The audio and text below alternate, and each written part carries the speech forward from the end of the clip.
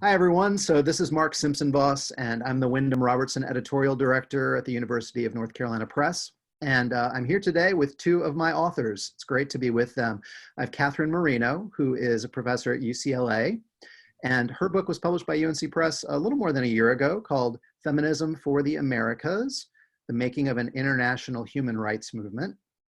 And I'm also here with Kathleen Cahill. Kathleen is a professor at Penn State University, and she's author of the forthcoming book, Recasting the Vote, How Women of Color Transformed the Suffrage Movement. And that book will be out in October of this year, but it's available for order now.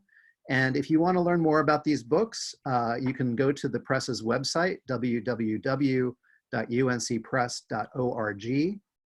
And we're together today as part of a virtual exhibit that UNC Press is doing for the 2020 Berkshire Conference on the Histories of Women, Genders, and Sexualities.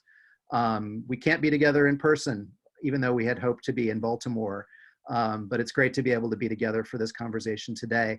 Before we start, Kathleen, you played a really integral role in the planning of the conference. I want to give you thanks for your work on the program committee, and just know that all of us who are a part of this community are really grateful for all the hard work that went into it. Yes, thank you, Kathleen. Yeah, thank you both. It was a lot of fun to see all that new scholarship. I'm really sorry that we can't be meeting in person, but I'm thrilled that there have been these efforts to bring a little taste of it to the public. It's really just an exciting moment to be in the field. Yeah. Well, so speaking of that, you know, we're in this 100th anniversary year of the 19th Amendment in the United States, which gave women the right to vote. And as a result, we've seen a real uptick, I think, in public attention to women's history over the last 12 or 18 months. And I know you have both been involved in that in a variety of ways. So I wonder, Kathleen, maybe starting with you, are there events that you've participated or things that you've observed that you're especially excited about? Well, the events, sort of, you know, a number have been canceled or put online. One of the things that I've been working on and I'm really excited to be a part of, though, is something that's a little more enduring, which is a project called the National Votes for Women Trail, that is sort of a mix of crowdsourcing, but there's also a scholarly sort of board that is has grant money to put up markers, memorials to suffragists and suffrage activity across the country and in some of the territories. So I think, you know, it's a moment where there's actually a lot of resources for this. So I think they said up to 5 signs, markers. And the folks in charge are really making an effort to diversify those markers. Diversity meaning a lot of things: race, class, religion, geography. And so thinking about how that will then remain on the landscape as a way of telling this story and also shaping it has been really exciting to be a part of. That's awesome. Is there a place that people can go if they want to learn more about it, a website? Yes, there is a website. I believe it's National Votes for Women Trail. I may have to tweet it later. There we go. And while we're at it, both of you are on Twitter. Do you mind sharing your hashtags with folks if they want to follow you for more information? Sure. I'm at Kathleen D. Cahill. And I'm at K. Marino. Great. Katherine, so how about you? How has the 19th Amendment anniversary looked from where you are?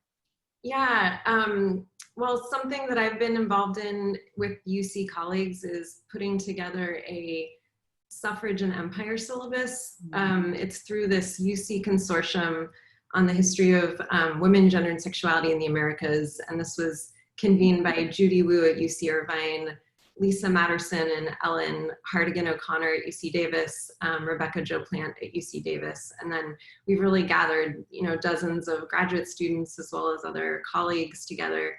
And we're putting together, you know, a syllabus in the spirit of many other, you know, the Puerto Rico syllabus, the Black Lives Matter syllabus, that are looking at how we think about women and citizenship historically when we think about the US as a settler colonial nation and US as an imperial power.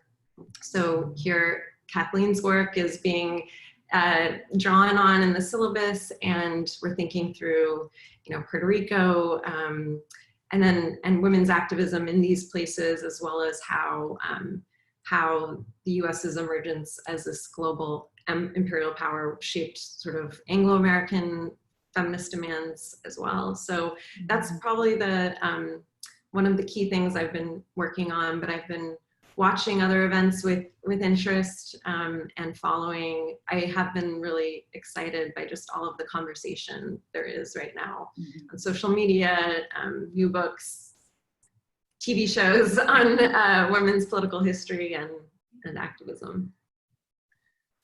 I certainly have noticed too that during this particular anniversary commemoration, the history of women in suffrage alongside the way that we're now thinking about the history of the early 20th century and the expansion of the United States and its relation as an imperial power to the world. And it has been really interesting for me to see how those histories of international engagement and also histories of race and class have come together with these histories of the women's movement. And I know, so part of this is the two of you have both been really involved in your own work and in your books in trying to push the boundaries of how we think about women's history and how to change the familiar narratives of the suffrage movement and women's history generally. So I wonder, Katherine, maybe just to start with you, as you think about your own work, how would you like people to think differently about the long global movement for women's equality? Thanks. Yeah. So I think the traditional narrative of global feminism often puts women and feminist movements from the United States and Western Europe as sort of the progenitors and at the apex of this movement, and that these demands for feminism sort of trickle down to the third world places and the global South. And the book that, my book, Feminism for the Americas, really tries to argue that this was not the case, that Latin American feminists were really at the vanguard of global feminism, and international human rights were really innovators of international human rights and had a really broad conception of feminism that was often much broader than that of their Anglo-American interlocutors, and included social and economic justice, anti-imperialism, anti-fascism, anti-racism. So that braiding together of those different issues and movements has been one of the things that I think has really stood out in your work, Katherine. And Kathleen, I mean, I think of similar kinds of things when I think about your book and the ways in which it's pushing against boundaries in lots of ways. But how do you think about where your book is situated in this kind of broadening of women's history? Well, first, I want to say I really love Katherine's book, and I appreciate it as a piece of writing in terms of thinking about how to write about multiple women from multiple places, as well as writing within a narrative that's really hardened, and to be able to position her research to push at it and really make us see the new story that we can and should be telling. It was really great to read it and think about how to work and write my own book. I found it difficult, so thank you for doing that before me. But similarly, I think for me, particularly coming to my questions as a Western historian, and already assuming that narratives are multiracial, multicultural, and involve people, right, Native people with sovereignty, thinking about settler colonialism. And generally, and until very recently, the suffrage narrative doesn't really, in the US, didn't really address much, if any, of that. So I came at it from this somewhat outsider perspective of the West, and then began to look for the people that I know are in our narratives of Western history. Where were they in the narratives of suffrage history?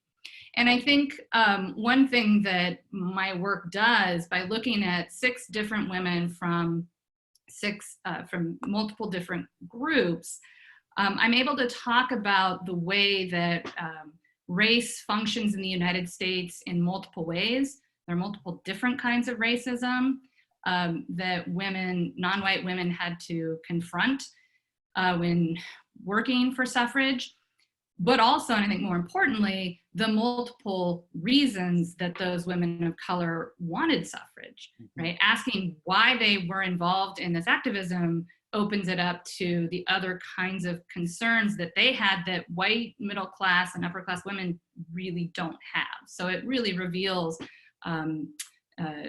these sort of alternative genealogies of feminist activism. Yeah, when I think about both of your work, I mean, publishing as we do on the civil rights movement and the long civil rights movement, and how I think commonplace it is now for us to think that this, this isn't many movements which come together and are braided together in this one kind of narrative.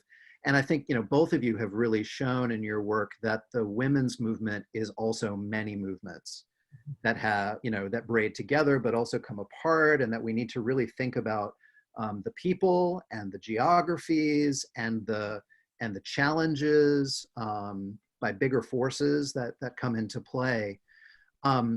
Kathleen, you just touched on, both in your own work and in Katherine's work, how individual women really are central to the story that you're telling.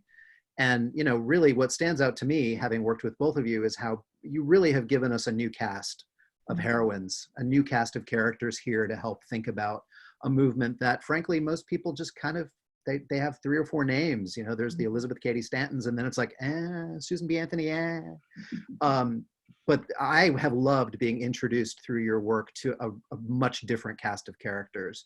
So I know I asked you both to think about this in advance because it's a hard question, but if you think about all the kind of key characters who are central to your books, is there one person that you would want to hold up, Kathleen, who's sort of maybe a new hero for our time, or somebody that we really need to get to know better? It was a hard question, Mark. So when I was thinking about it, the woman I kind of came back to was Gertrude Bonin, who also used the name Zitkalasa, who's a Dakota woman. And she is someone that actually historians know about and literary scholars know about and write about quite a bit, but she's not really considered a suffragist. And I actually wasn't going to write about her initially, assuming that we kind of knew about her enough. But what I found along the way is that she's really putting the idea of Native suffrage at the center of a lot of her activism. And again, she gets sort of put in this box of an Indigenous woman who's fighting for sovereignty, and the idea of her as a suffragist didn't quite connect. So she's someone, though, that is right there making very specific arguments about why Native people need to vote, how they can be a voting bloc, particularly in states where they have large populations, maybe not at the national level, but certainly at the state level, and sees it very much as a strategy to further her other goals around tribal sovereignty, around issues of fraud and land loss. Sorry, 1 second.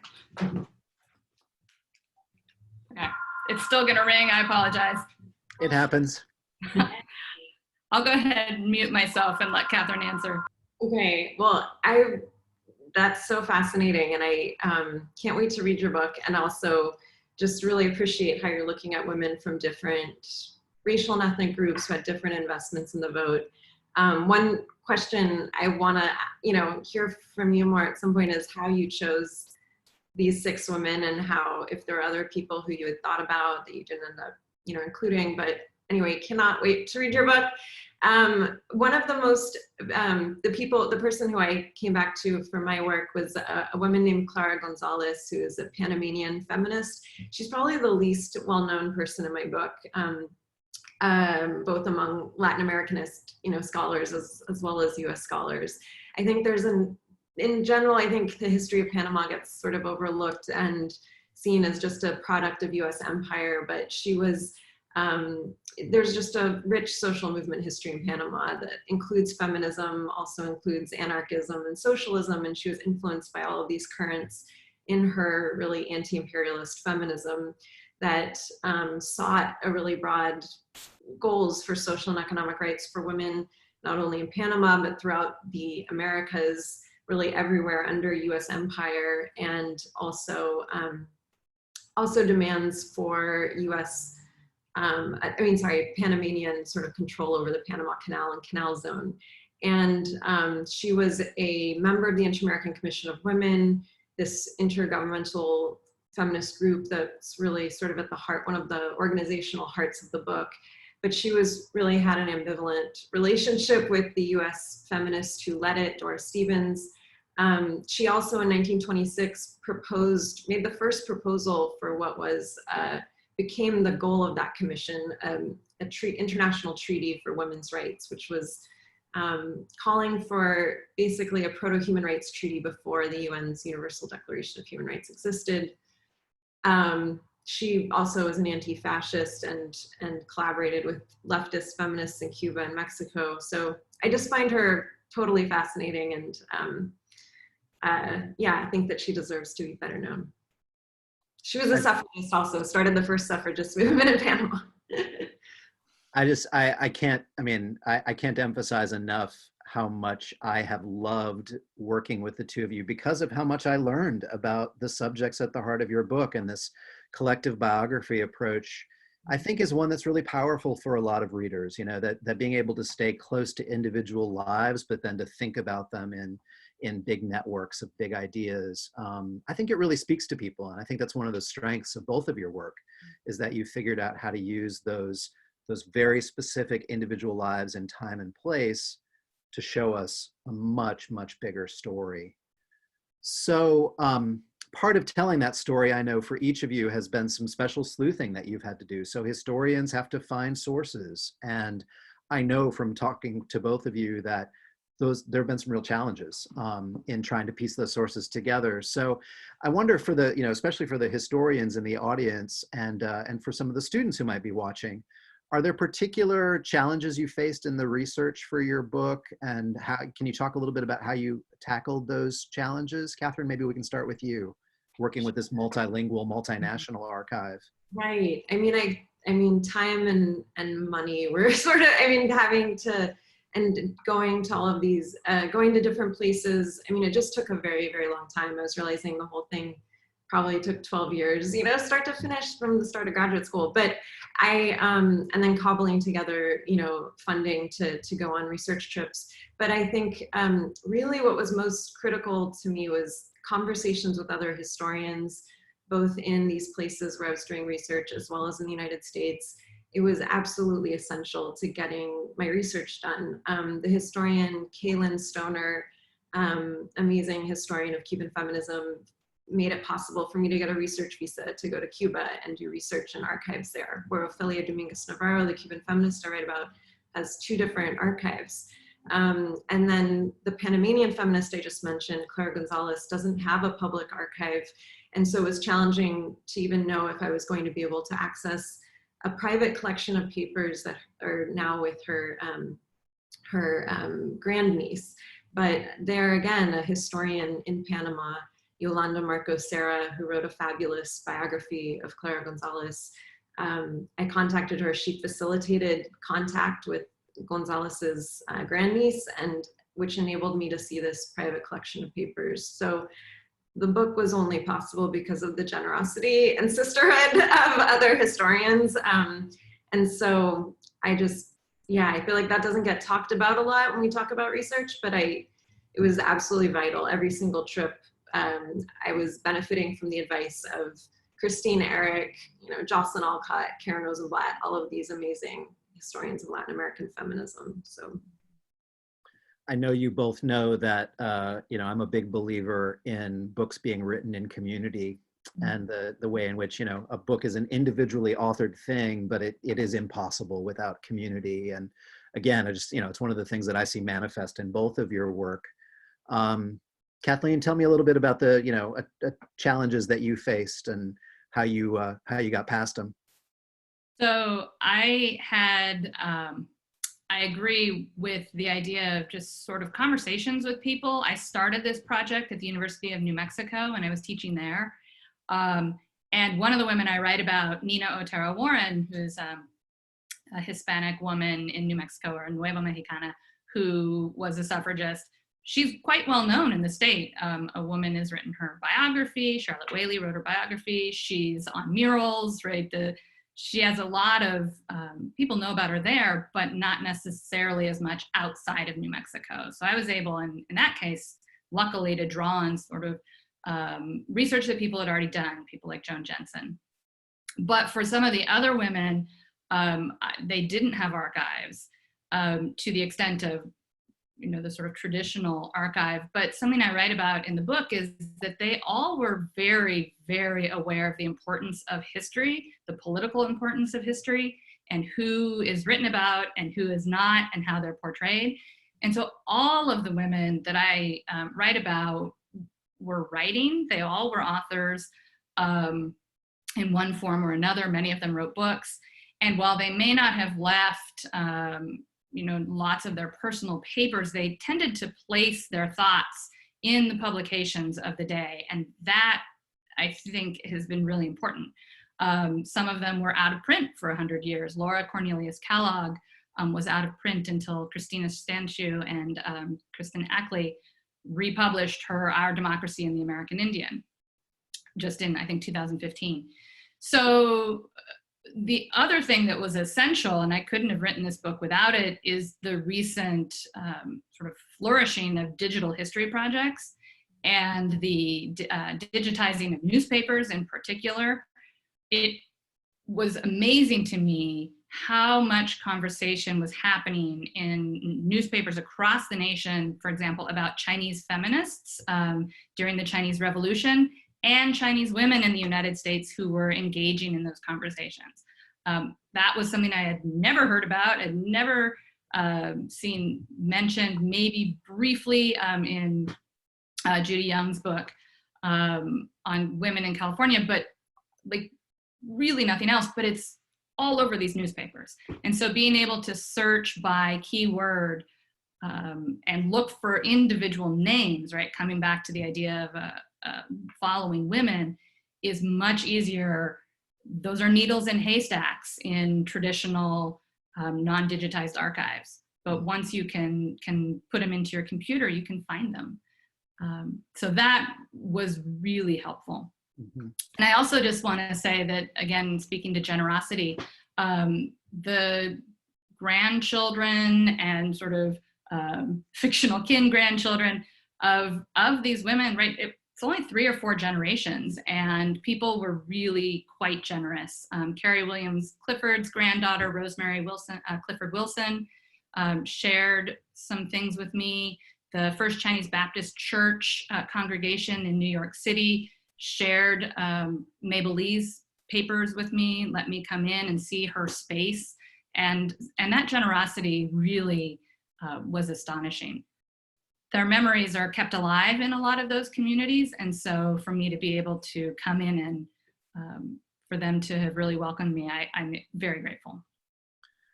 It really resonates with me. I think one of the things, I work with a lot of historians and I know a lot of non-historians. And I think one of the things the non-historians don't really appreciate is the extent to which so many of you, but especially scholars like the two of you, really are working directly with communities. This isn't a matter of just assembling materials in a library or a dusty file box. This is really about meaningfully having conversation with people today. And good history can't be written without that sort of connection. And I just think, the two of you completely manifest that in your work. Well, I promised each of you that I'd give you a chance to ask each other questions. So I don't know, Katherine, is there something you wanted to pose to Kathleen? I have so many questions. I mean, one is like a really selfish question of how do you figure out what you're writing your second book on? But about the book you just wrote, I am really curious to hear more about how you chose these women and also how is it sort of that each chapter is a different woman, or how do you structure the narrative? And I think I can actually answer both of those at the same time. So when I was writing my first book on women who worked for the Federal Indian Service, what is basically the BIA, I came across a woman, Marie Bottineau Baldwin, who's Turtle Mountain Chippewa and French. And I knew she was a feminist, and I had stumbled across the fact that she works for the Bureau in Washington, D.C., and she marches in the 1913 suffrage parade, the first national suffrage parade. And what's really interesting about her story is she's asked to create a float and march sort of as a stereotypical Native woman, right, in buckskin and braids and this sort of thing. But she refuses to do that and marches instead with the women lawyers, because she was currently enrolled at the Washington College of Law and getting her law degree. And that, when I came across that while writing the first book, it didn't make it into the book, but I remembered it and thought, that's a great story. The anniversary is coming up. I could do something with that. And so I just was trying to find out more about the parade itself, and found that, of course, there are African-American women in that parade. I found that there is a Chinese woman. She's only identified as Mrs. Wu, but nonetheless, she's there. She's pretty prominent on a float.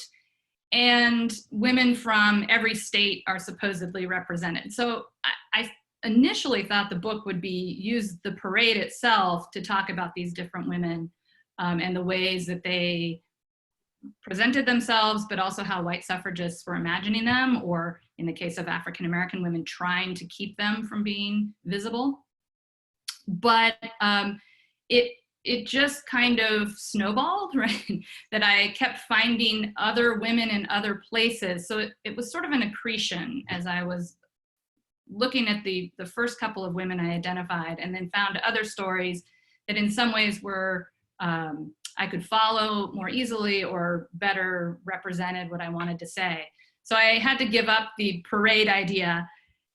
And the structure was really hard. Again, this is why I'm so impressed with your book. I thought originally it would be sort of 6 chapters, one on each of the women, but that didn't quite work either, to be able to really talk about change over time.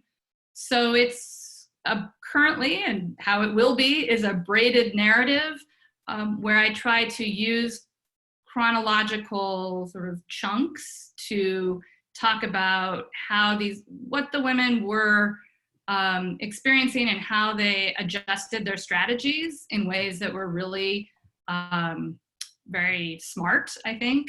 World War I really opens up a whole new set of opportunities, right? At the same time that it's a really costly in some ways. So, and then to think about what they do after 1920, right? Because not all of them are enfranchised. Mm-hmm. That's great. Yeah. Kathleen, do you have something that you were wondering about with Katherine? I do. I have, again, somewhat of a, I guess, selfish question. What was interesting to me when I was reading your book and I was trying to figure out how it fit is, again, one of the women I'm looking at is from New Mexico. And I'm using her to talk about the Hispanic women in New Mexico who engaged. And New Mexico, unlike the other Western states in the US, does not gain suffrage before the National Amendment. Mm-hmm. But what's interesting is the National Women's Party is really strong there. And their organizers come in and are happy to engage with these Spanish-speaking women. And so it struck me that this was happening, and it made me really curious about the National Women's Party sort of engagement with Spanish speakers in the US, in other places, or if they're really just focusing on Latin America, or do they ever sort of move back and forth? Well, I mean, I guess the time period in which my book focuses is post-US suffrage amendment. So looking at, I guess, they turn their sights to the inter-American and international sphere when in 1923 they proposed the ERA, or they pushed the ERA into Congress, and it's sort of dying there. So they're sort of seeing this international activism as a way to mobilize the ERA, and this is an instrumental reason why they start reaching out to Latin American feminists. So I am less familiar with what they're doing among Spanish-speaking communities in the lead up to suffrage in the United States. I mean, they did, though, cultivate connections with Cuban feminists, you know, earlier than 1920. And I mean, it's interesting, too, that the National Women's Party, their reputation, you know, was as these radical, you know, picketing the White House, and they continue that reputation into, I mean, they sort of garner a lot of admiration from anti-imperialist Spanish-speaking feminists in Latin America initially, because they think they know this reputation of being sort of anti-US to some degree. So it's interesting. I mean, I think that they definitely have it's a complicated sort of relationship at times, I think, with Spanish-speaking women. I mean, class is another factor here, where they're definitely speaking to other sort of middle-class women in a lot of these places where they're organizing in Latin America, and I know less about what they're doing within the United States. But this is all why I can't wait to read your book. Listening to this dialogue, and I'm thinking about, so I worked with the oral historian Rachel Seidman on a book called Speaking of Feminism, which is a collection of oral histories with women today who are involved in the women's movement, and have been very active over the last 20 years or so. And one of the things that we talked about early on in the development of that book is the, you know, intervention in understanding that the women's movement is a global movement. And one of the things that is so clear from what you were just discussing and from your work is the women's movement has always been a global movement. Those networks existed in ways that a lot of us, I just think, didn't understand and don't understand and appreciate. Whether it was through the printed word, or whether it was through international congresses and gatherings, or whether it was through parades and marches, the level of engagement and coordination and envisioning and challenge in trying to find common ground, that to me becomes one of the most powerful ways that we need to think about where we are today, frankly. So we think about where the women's movement is today, and how that history can really be essential food for activism today, just recognizing that these are struggles that have been with us for more than a century. Mm-hmm. So I just want to end by thanking the two of you for making time for this, for joining me in the sort of experimental nature of the conversation, and also for working with us at UNC Press on two terrific books. Thanks for all you both do for the field. And I really hope that people will watch this and use it as an opportunity to engage with you and with your work, and also to recognize all the other great work that's being done right now in the area of women's history, which is one of the most lively, robust fields you could possibly imagine. So Katherine, Kathleen, thank you both so much for being here today. Thank you. So much.